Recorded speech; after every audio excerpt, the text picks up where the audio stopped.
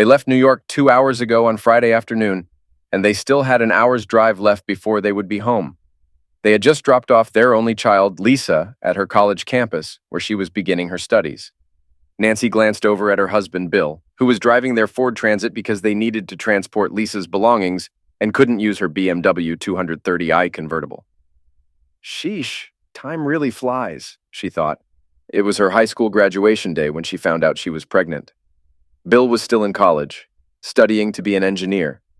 Both sets of parents were supportive. They knew each other well and were aware of their kid's love. After the baby arrived, she stayed with her parents, and they tied the knot once Bill finished his studies. She's been a stay-at-home mom, watching her husband climb from a junior engineer to owning his own HVAC business over 10 years. His hard work paid off, scoring big contracts with construction companies. Bill's dedication to work and family never wavered. "The house won't be the same without her," Bill said with a hint of sadness. "She's always been closer to you than me, your little princess," she replied. "Yeah, she's our princess and deserves the best," Bill remarked. "Have you noticed how she's been acting lately? She's been treating me terribly. Whenever you're around, she sticks to you like glue, sometimes even making fun of me. And when you're not here, she locks herself in her room, avoiding me completely." "Oh, Nancy, she's still just a kid. Senior year of high school is tough, you know? She was under so much pressure trying to get into Columbia University. Try to cut her some slack." "I get that, Bill. But have you seen the way she looks at me when we're in the same room? Remember that incident 2 months ago when she came at me with a knife while I was sitting on the couch? I thought she was going to hurt me. I saw pure hatred in her eyes." "You're imagining things, Nancy," Bill snapped. Nancy fell silent, not wanting to escalate the argument further. She didn't want Bill to get angry. Not now. Taking out her phone, she sent a text message. "We'll be there in 30 minutes. A minute later, her phone beeped. "Is that from Lisa?" Bill inquired. "No, it's Betty." "How's she doing with Paul?" "Last time at our BBQ, she was complaining about him working late nights, putting in too many hours, and prioritizing others over her. She should have known being married to a sheriff isn't easy. She should have thought twice before tying the knot." Once again, Nancy stayed silent, hoping Bill would keep his cool until they got home. She leaned against the window, praying they were already there. As Bill pulled into his driveway, he spotted a sheriff's car parked in front of the garage. He parked behind it, and Paul, along with his assistant, stepped out to greet him. "What's going on?" Bill asked Paul, puzzled. At the same time, Nancy hurried to stand behind the assistant, which didn't escape Bill's notice. "This is the part of my job I hate the most," the sheriff said, handing Bill a manila envelope. "William Thompson, you've been served." "Paul, is this some kind of joke?" Bill asked, his hand trembling as he took the envelope. He turned to Nancy, but she couldn't meet his gaze. "Why, Nancy? What did I do?" "Bill, it's best if you go," Paul said. "Get yourself a lawyer and work on your divorce. There's also a restraining order. You can't be near Nancy or come within 500 feet of her." "Paul, last Sunday you and Betty were at our barbecue for Lisa's farewell," Bill said, his voice rising. "You both knew what was going on. You came, ate, wished Lisa well, and left with smiles. That's what I call hypocrisy." "Bill, please try to understand." "What do you want me to understand, Paul? That you're a jerk?" Bill shouted. "And you, Nancy, you betrayed me!" He glared at her with anger. "If you didn't love me anymore, you should have just told me. I would have agreed to a peaceful divorce. The restraining order is already in place. It's best for you to leave now," Paul said, trying to remain calm. Bill stomped over to his van, angrily tossing the envelope onto the passenger seat. He slammed the door shut and then marched back to confront Paul. "I need my stuff. I hope you're not going to be a jerk and stop me from going into my house to get my things." He took out his house key and headed towards the front door. "Your key won't work," Paul said, pulling out another set of keys from his pocket and handing them to his assistant.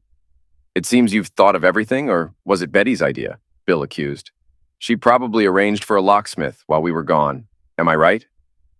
Paul didn't respond, just nodded at his assistant, who led Bill into the house and stood by as he packed 2 suitcases. "Don't worry," Paul reassured Nancy. "I'll have my guys keep an eye on the place. It's not safe for you to be here alone for a while. Bill's really upset, and he might do something rash out of anger." "I'll stay put. I'll call a friend to come stay with me for the weekend," Nancy said. "Yeah, a friend," Paul muttered. Bill brought out the suitcases and placed them in the back of the van. The assistant gave Nancy the keys. Bill then opened the envelope and started reading the divorce papers. "Bill, you got your stuff. It's time to go," Paul instructed. Hold on! This woman wants half of my business, half of our savings, the house, her car, and monthly alimony. She's trying to take me to the cleaners, Bill exclaimed angrily. Bill, if you don't leave, I'll have to arrest you, Paul warned, reaching for handcuffs. No need, Paul. I'll sign the papers now and disappear, Bill said, grabbing a pen and signing where indicated. Can you witness this and give me my copy? Nancy, Paul, and his assistant were stunned. They never expected Bill to agree to the terms. Nancy smiled, feeling fortunate. She got everything she wanted and was finally free of her husband and daughter. Paul signed as a witness and handed Bill his copy. Bill got into his van. Who is he? How long have you been with him? Bill demanded angrily. Go inside and lock the door, Paul instructed Nancy before approaching Bill's van. His assistant escorted Nancy inside. Don't do anything foolish. Think about Lisa, Paul advised Bill. I made a mistake marrying this witch, Bill yelled as he started the engine. She chose divorce because she knew I wouldn't accept an open marriage, like you. What? Open marriage? Paul asked, shocked. Don't act innocent, Paul. It's common knowledge, Bill retorted. What are you saying? Paul's voice rose. Come on, Paul. We all know when you're working nights, your brother Tom is keeping your bed warm. Are you trying to turn me against my brother, you jerk? Oh man, she's cheating on you. Sorry to break it to you. Look, Paul, as a sheriff, you can tell when someone's lying. Go home and ask Betty, then you'll see, Bill said, backing up and leaving the property as instructed. Alone, Nancy poured herself a glass of wine and stood before Pagnoli's masterpiece, the train station, worth over $100 grand. He left it here, his loss, she thought with a wicked smile. She picked up her phone and dialed a number from her speed dial. Come on, Jason, answer your damn phone, Nancy yelled frustratedly before hanging up. He was supposed to come straight here after work, she muttered to herself, taking a seat and sipping her wine. Memories of their first encounter flooded her mind. It had been a year since they bumped into each other at the department store. He managed the shoe section, young and fit. She was instantly smitten. They exchanged numbers, and the next day she invited him over during his lunch break. He came and rocked her world, leaving her feeling like she'd been through a wild night. She couldn't deny the thrill of his energy compared to Bill's busyness. Bill, always tired from work, spent his nights helping Lisa with homework before collapsing into bed, leaving Nancy unsatisfied. Finishing her wine and pouring another glass, Nancy tried calling Jason again, only to hear the same unavailable message. Frustrated, she tossed her phone on the couch and turned on the TV, but her mind couldn't focus. Opting for a shower, she recalled the intense, week-old memory of Jason indulging her forbidden desires. He made it clear that her pleasures belonged to him alone. With a spare key to his apartment, she'd sometimes clean while he was at work, shower him with gifts, and even let him drive her BMW. Oh, God, I need him right now. I'm so turned on. I need him to pleasure me, Nancy muttered to herself. She tried to remember the last time she'd been intimate with Bill, but couldn't recall if it was 3 months, 6, or even longer ago.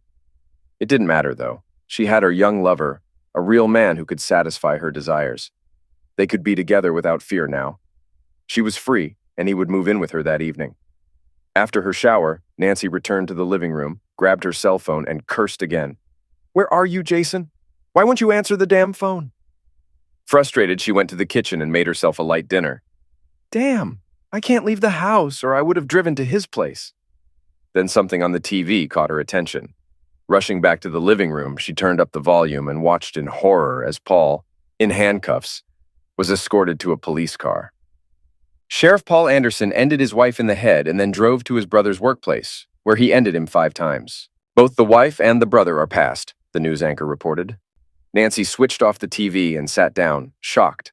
Oh, Betty, I warned you to be careful, she cried. That night, she couldn't sleep at all. It was the first time she felt truly alone. Her husband was gone, her lover unreachable, her best friend dead, her daughter distant, and her parents deceased. The only one left was her sister, who lived 300 miles away with her husband Tom. Saturday passed by with still no word from Jason. She felt both anxious and frustrated. He could at least leave a message to let me know what's happening, Nancy repeated in her mind. Sunday morning, she decided to drive to Jason's apartment. As soon as she stepped inside, she sensed that something was off. The walls were bare, electronics were missing, and his closet and bathroom were empty. She collapsed onto the bed. He's gone! He left without a word, Nancy cried. How could he do this? He was the one who suggested divorcing Bill and moving in with me, getting married after the divorce was final. She left the apartment and drove to the department store, hoping to find Jason at work. Instead, she met one of his coworkers, who informed her that Jason had asked to leave work on Friday morning to retrieve his wallet but never returned. Later that day, he sent a resignation email to their boss. Nancy walked to her car, tears streaming down her face. "Why did he do this to me?" she sobbed. On her way home, she stopped at a gas station and was shocked to find out that both her credit and debit cards were declined. Frustrated, she paid with the last of her cash. At home, she drowned her sorrows in alcohol. Monday morning, she went to the bank and spoke with the manager. She was shocked to learn that there was less than $5 left in her joint account. "Mrs. Thompson, your husband visited the bank last Friday and closed your joint credit card," the manager explained. "He also informed us of your divorce and that he wouldn't be responsible for the mortgage on the house or your car anymore." "That's a mistake. My car was paid off and the house mortgage should have been settled," Nancy said, bewildered. "We have paperwork showing a car loan and a second mortgage on the house for your daughter's university fees," the manager replied.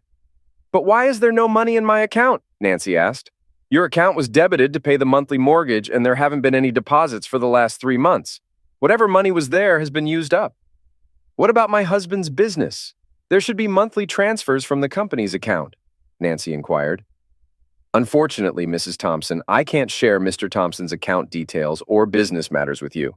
But if you don't make upcoming mortgage payments, your house and car could be taken back." "But I don't have a job." "I suggest you discuss this with your lawyer." Later, she checked the safe deposit box she shared with her husband. Only her jewelry remained. She took it all and put it in her handbag. Outside the bank, she tried calling Bill on his cell phone, but it was out of service. Perplexed, she called his work number, but it just kept ringing. Frustrated, she dialed Lisa's number. "What do you want, witch?" Lisa snapped angrily. "Is that how you talk to your mother?" Nancy asked, shocked. "How else should I talk to you?" Lisa retorted. "You're the worst! You dumped Dad like he meant nothing! I'm done with you! Don't call me again, I'm changing my number!"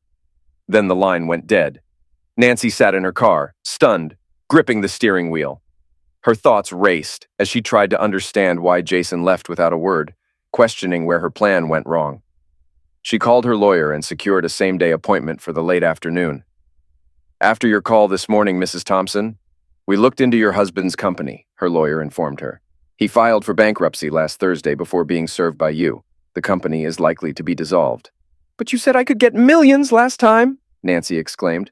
"Please, Mrs. Thompson, try to stay calm. Just 2 weeks ago, there were no signs of financial trouble. Everything seemed in your favor. Now the company's bank account is frozen. And what about the car and the house mortgage? Last week, he used your house as collateral for a loan, again, before being served. As for the car, when you signed the ownership document, you also signed for a loan in your name." "This can't be true," Nancy cried. "Mrs. Thompson, I have a personal question. Do you think your husband knew about being served?" "No," Nancy replied, looking thoughtful. "He never saw it coming." She took a deep breath. "So, if I understand correctly, I won't get a penny from my husband's company. I have no money in the bank, and my car and house will be taken away." "I'm afraid so." "Is there any way to make him pay the mortgage at least? His company was his only source of income. Now that it's gone, he's penniless. Once he finds a job, we can make him pay you alimony. We had some investment certificates, but I couldn't find them in our safe deposit box. We'll check when he cashed those certificates and thoroughly investigate his company. We also need to locate your husband. His legal advisor is handling everything. Please proceed." "One thing, Mrs. Thompson, these extra services will come with added costs. How will you cover the expenses?" Nancy hadn't considered the financial aspect, but then she smiled. "I have a valuable painting." "Great. Get the money and write us a check so we can get started." "No problem. I'll call you soon." "One more thing, Mrs. Thompson. In the worst-case scenario, be prepared to leave your house. You should start looking for a new place to live." At home, she sat in front of Pagnole's masterpiece. "I wanted to keep you, but because of my husband, we have to part ways," she said to the painting. Then she called her sister. "Hey, sis, I need a favor." "You know I'll do anything for you, Nancy. Bill and I are divorcing." "What? Is this some kind of joke?" "No, sis, it's complicated. I'll need a place to stay temporarily. Can I stay in your guest room? I'll explain everything when we meet." "What about Lisa? How is she taking it?" "She's definitely Daddy's girl. I'm the one who gets the blame. Is there any chance you two can figure things out? Maybe see a counselor?" "I doubt it. I'm really sorry. There's no issue on my end. I don't think Tom would mind. And our daughter would be thrilled to have you stay with us for a while." "Thanks, sis. I'll keep you posted on when I'll be there. Nancy ended the call. On Tuesday, Nancy visited a jeweler to appraise her jewelry. To her surprise, she was informed that all her pieces were gold-plated copper and low quality. She cursed Bill for giving her fake gifts. Then she hurried to an art gallery where she met with an appraiser. I'm curious about the value of my Pagnoli painting, the train station, Nancy inquired. The appraiser carefully examined every detail of the painting. The train station is considered Pagnoli's masterpiece. It encapsulates a range of emotions, from arrivals and departures to joy and sorrow. He placed the painting on an easel and illuminated it with a spotlight. Then he took a magnifying glass and began inspecting it closely. After a few minutes, he chuckled. Is something wrong? Nancy asked, puzzled. Wait, let me show you something. The appraiser fetched his laptop, set it up on a nearby table, and pulled up a website. With a few keystrokes, he displayed a picture of the train station on the screen, zooming in on the bottom left corner. You see here, there are a man and a little girl standing on the platform watching a woman walking to the train with her back to them. The man looks very sad and the girl is crying. I understand, so what? Nancy felt a bit confused. Now, take a look at the same scene in your painting. The man handed Nancy the magnifying glass. Nancy glanced quickly at the bottom left corner and felt dizzy. In yours, both the man and the little girl are laughing and pointing at the woman like they're teasing her. It's not real, Nancy stuttered. Yeah, I'm sorry, but it's a pretty good fake. Oh my God! Nancy grabbed a chair and sank into it, feeling utterly defeated. I can give you $200. I just want to hang it for my friends and clients to have a good laugh. Nancy accepted the offer and left feeling shattered. Her phone rang and she saw it was her sister calling. Hi, sis, Nancy said, trying to hide her misery. Don't call me sis, you witch! An angry voice shouted at her. What? Why? Tom got an email from some stranger sent to everyone we know. It's a link to an X site. It's got videos of you with some guy, dated from a year ago till last week. How could you do this, Nancy? You did it in our bed, and in some cheap motel room. The voice was furious. I have to explain. No need. You're disgusting. Tom doesn't want you near us. He says you'll ruin me and our daughter. We don't want you here. Go to your lover, you slut. The call ended abruptly. Oh my God. They found out. They've known all along. Nancy's face twisted in horror. What do I do now? She panicked. Everyone knows, the whole town. I have to get out of here, far away. 5 years later. Bill sat in the front row of the church, reflecting on the morning's phone call. He kept it to himself, not wanting to overshadow the special occasion. He had just escorted Lisa down the aisle. Glancing at the couple at the altar, he watched as his daughter said, I do, to her college sweetheart. His thoughts flashed back to the day Lisa called him in tears. He remembered sitting in his office when her distressed voice came through the phone. Dad, please come home, she sobbed. What's wrong, honey? Why are you crying? Bill asked, taken aback. Just come, Dad. I'm waiting outside our house, she pleaded urgently. Why outside? What's happening? Should I call your mom? Bill's mind raced with worry. No, don't call her. Just hurry, Dad, Lisa insisted. I'm on my way, sweetheart. While driving to his place, Bill was getting anxious. All sorts of thoughts went through his mind. Why was his daughter not at school? Why was she outside the house and not inside? Why didn't she want him to alert Nancy? Was she injured? Suddenly, he applied the brakes with a roaring sound of the tires. He was going to run a red light. Keep calm, he told himself. He knew Lisa was working on a project till late the day before. He even helped her and gave her some ideas. Together, they put everything on a PowerPoint file and saved it on a USB flash drive. Lisa was waiting 1 block down the street. Bill stopped the car and she hopped inside. Please don't go to the house, Dad. Okay, Lisa, tell me, what's going on? Bill cut the engine off. I forgot my USB drive this morning while I was rushing to school. I got special permission during lunchtime to come home to pick it up. I found an old Honda in our driveway. I went inside the house and heard strange sounds coming from your room. I quietly walked up the stairs and peeped inside your room. The door was not fully closed. Lisa started crying.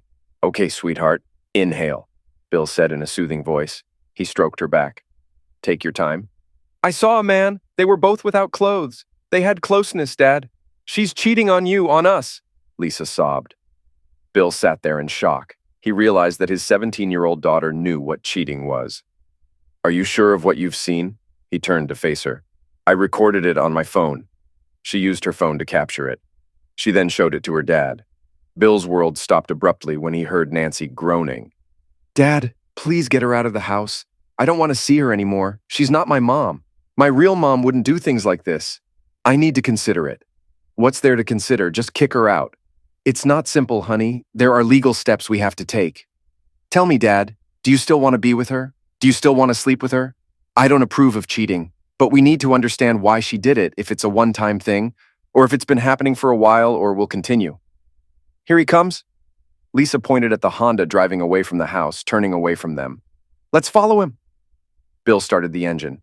They trailed the Honda to the store. They spotted the guy slipping on his work jacket as he left his car in the parking lot and headed toward the employee entrance. He works here. Looks pretty young, Bill noted. Age doesn't matter to me, Lisa replied, snapping some photos of the guy in his car. We've got one thing figured out. So, sweetie, I'll drop you off at school.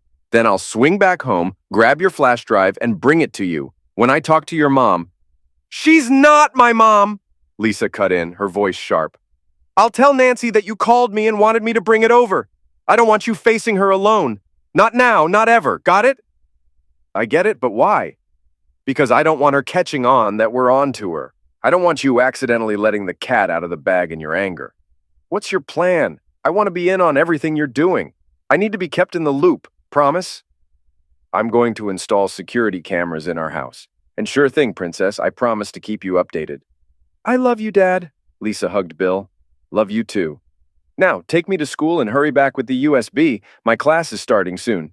Bill pulled into the driveway and entered the house. Honey, I'm home. Nancy hurried out of the bedroom, looking surprised. Oh, Bill, it's you. Who else were you expecting? He locked eyes with Nancy. I wasn't expecting you back so soon. Lisa called. She forgot her flash drive. I need to take it to her. He approached Nancy and caught a whiff of closeness. How about a quickie? A quickie? I'm a bit tired from cleaning and I'm all sweaty. You wouldn't enjoy it. Plus, you need to get Lisa her USB. You're right. At work, Bill browsed the internet for the best surveillance gadgets and cell phone monitoring software. Later, he went to an electronics store and got everything he needed. He made a firm decision. He wouldn't touch his wife from that day on. True to his word, he shared everything with Lisa. Over the next 3 months, he gathered a lot of information. He learned all about Nancy's lover, Jason White. Jason visited their place almost daily, either in the morning when Bill was on the second shift or during lunch. On weekends, when Nancy was supposed to be shopping, she'd often go to Jason's apartment if he wasn't working.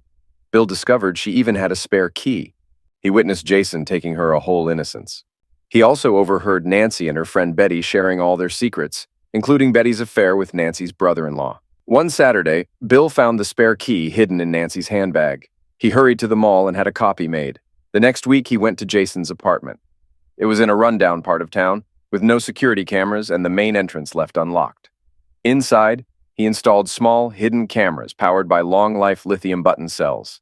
He also found all the expensive items Nancy had bought for Jason. Bill devised a plan to end his relationship with Nancy while causing them both considerable harm. He commissioned a goldsmith to create replicas of all Nancy's jewelry, which turned out to be gold-plated copper. He also arranged for a fake version of Pagnoli's The Train Station to be painted by a professional artist with specific instructions. Bill connected with his childhood friend Steve, who worked as a corporate lawyer. After explaining his plan, Steve scheduled a meeting a few days later. During the meeting, Bill met with Steve and his cousin Linda, an auditor who was highly skilled in her profession. He was straightforward with them. He aimed to legally dismantle his company and then manage it from afar. His ultimate goal was to have Lisa repurchase the company in a few years. Bill began meeting with Linda regularly, either at her office or for lunch.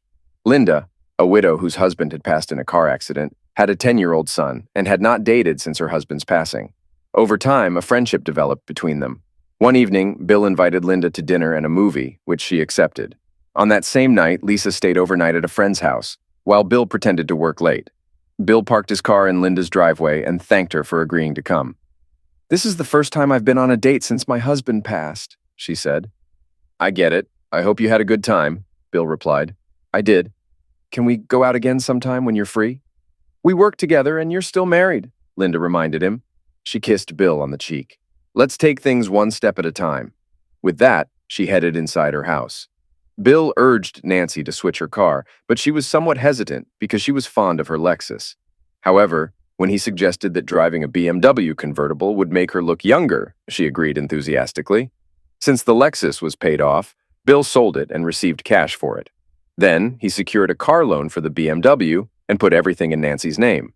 When Nancy signed the paperwork, she believed it was solely for the ownership certificate. Unbeknownst to her, among those documents were others that would later cause problems for her. A couple of weeks later, Bill noticed that when Nancy goes to the bathroom after having closeness, Jason would leave the bedroom without clothes and go to Lisa's room. He brought it to Lisa's attention and she was extremely furious. They decided to put a camera in her room. What they discovered was alarming. Jason would open a drawer and take Lisa's underwear. The same afternoon, while Nancy was sitting on the couch, Lisa came behind her with a knife. Had Bill not intervened at that moment, Lisa would end Nancy. Later in the evening, Lisa told her father that she would not have been imprisoned had she ended Nancy, because she was still a minor. Bill wasn't surprised when he overheard Jason persuading Nancy to divorce him and take him for everything he had. But what the couple didn't realize was that Bill was already ahead of them. He knew Nancy often let Jason drive the BMW and even have closeness with her in the back seat. He also knew when Nancy consulted a divorce lawyer recommended by Paul, and he was aware the lawyer would investigate his company and assets. Waiting a couple of days, he took out a second mortgage on his house to cover Lisa's full tuition fees. The next day, he filed for bankruptcy, timing it so that Betty would change the locks on their house when they were away in New York. During the barbecue party the weekend before Lisa left for college, both Bill and Lisa played their parts. Paul and Betty acted as if nothing was wrong, with Paul even helping grill meat. No one would suspect they were plotting against them. On Friday morning, while Nancy was in the bathroom, Bill grabbed her phone and sent a message to Jason. "I'll be at your place by 8. I want you to do me in the backside before I say goodbye for good. Hurry home and get ready to screw, babe. I'll tell them I need to run errands. Don't call or text back. I'll leave my phone at home in case they check. Catch you later, my future hubby." After sending the text, Bill erased it and slipped the phone back into Nancy's purse. Little did Jason know, as soon as he walked in, 3 guys would ambush him, beat, and force him to resign via email. Then, they'd make him tell his landlord he's moving out.